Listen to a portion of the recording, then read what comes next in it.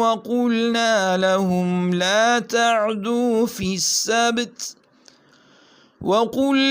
لهم لا تعدوا في السبت وأخذنا منهم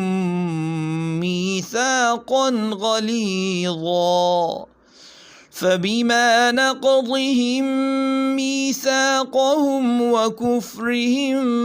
بآيات الله وقتلهم الأنبياء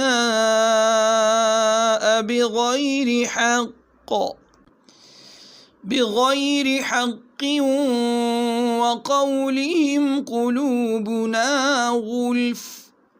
بل طبع الله عليها بكفرهم فلا يؤمنون إلا قليلا وبكفرهم وقولهم على